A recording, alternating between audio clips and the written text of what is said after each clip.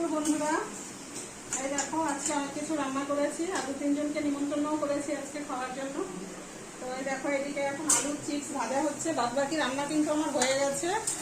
এখানে এই যে ডালের সাথে খাওয়া হবে আলুর চিপস। আর স্নান করে দেখো চুলটা এখনো ভেজা, মানে গামছা জড়িয়ে আছি আর কি।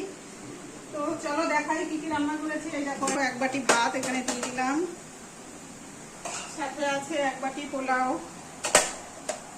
তো সকালবেলা রান্না বান্না করে একসাথেই কিন্তু আমি এদিকে পোলাওটাও করে নিয়েছি, ভাত তরকারি সব করে নিয়েছি, শুধু ভাজাটা বাকি আছে, এটাও হয়ে গেছে এখন। এই দেখো সাথে দিচ্ছি আলু ভাজা,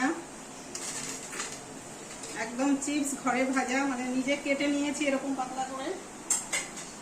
আর দিয়ে দেবো সাথে মাছের মাথা দিয়ে, এই দেখো এখানে করেছি মুগ ডাল। আর এই যে চুনো মাছ ভাজতে দেখিয়েছিলাম, এই যে চুনো মাছের চচ্চড়ি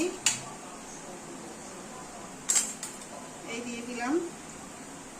আর আছে এখানে পাঠার মাংস, সাথে স্যালাডও আছে। এই যে শসা নেই, শসা আছে টমেটো নেই, এই দেখো শসা আর পেঁয়াজ দিয়ে দিলাম।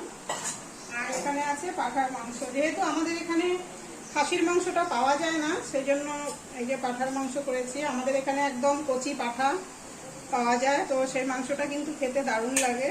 তো এই দেখো আমাদের এখানে রেয়াজি খাসি একদমই পাওয়া যায় না। তো এই দেখো মাংসর কালারটা কেমন হয়েছে, তো এই যে দিয়ে দিলাম।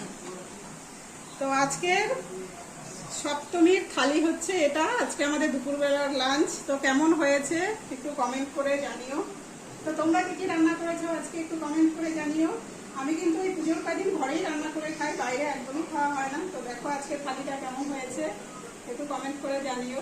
তো ঠিক আছে, সবাই পুজো এনজয় করো।